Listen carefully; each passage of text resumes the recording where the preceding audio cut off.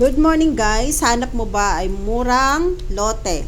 Dito lang yan sa Indang, Cavite. Ang price po nito ay 2,500 per square pag cash payment at 2,800 per square pag 1 year to pay. Ito po ay title with approved plan na po. So yung lahat ng nakatira dito or naka-avail na at nagpapagawa ng bahay, naka-individual title na po sila.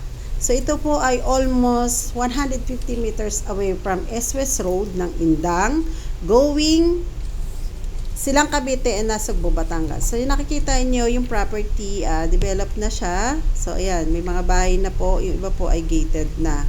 Ang maganda dito, fruit bearing pa, tsaka malamig yung lugar at tsaka accessible siya sa highway. So malapit lang kasi siya sa highway. So ayan po yung kabuuan ng property dito sa Indang. Una-una, mura pa siya. So, compare mo sa iba, dito po, may 2,500 ka pang mabibili. So, ayan po yung ating property dito sa Daini, Indang, Cavite. So, ngayon, papakita ko naman sa inyo yung mga available na lote na pwede nyo pang i-avail.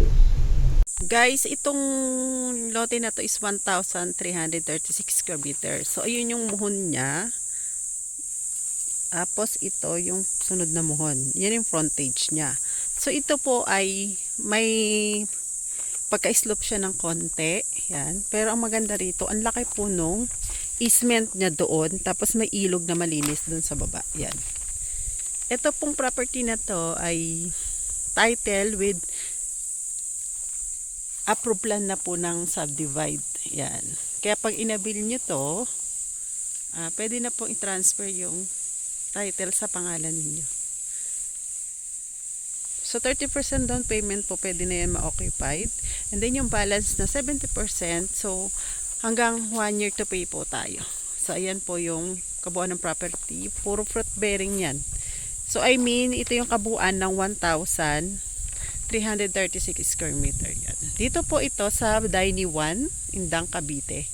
Bale, ito ay more or less 150 meters away from S-West Highway. So, ayan. Ito yung road niyan. So, ordinary farm lot po siya. Kaya po, ang kanya pong kalsada ay base course lang. Dito naman tayo guys sa 851 square meter. So, ito naman yung muhon ng 851 square meter. So, ito yung kanyang right of way. So, ayan. Malinis na yan. More on fruit bearing din tayo dito ng niyog, banana tree, yan. So, ang frontage niyan, maluwag din po hanggang dun yung kanyang muhon. Tapat nito may bakod. Diyan. Tapos, hanggang dun po yung kanyang muhon. Light slope din po to. Maganda po dito, may easement siya. So, yung easement na yon once na naabil nyo tong yung property na to, free na po yan sa inyo na siya. Yan. May ilog tong malinis dun sa baba. Yan na maganda. Pwede po tayo ditong maglagay ng hayop. Yan. Malamig din po yung location. So more or less ito po ay 150 meters away from highway po na S-West Road. Yan. Going sila in Nasugbo, Batangas. Ayan po yung kabuuan nito. Ito po ay title with subdivide approved plan. So, pag nagkas kayo nito, pwede na po agad matransfer sa name ninyo yung title. Ngayon po, kung installment naman, 30% down payment po tayo dito. Pwede ma-occupy yung lote. Marami na pong actually marami na po nakabili dito. So yung mga nakabili po, nagpapagawa na po sila ng mga bahay nila rito. So yung 70% balance, payable po siya ng 1 year to pay. Yan po. Marami siyang mga tanim, pero mas karamihan pong tanim dito is yung saging. Yan, may buko. Ayun, nakita nyo. Maraming bunga yung buko. Dito po ito sa Daini 1, Indang, Cavite.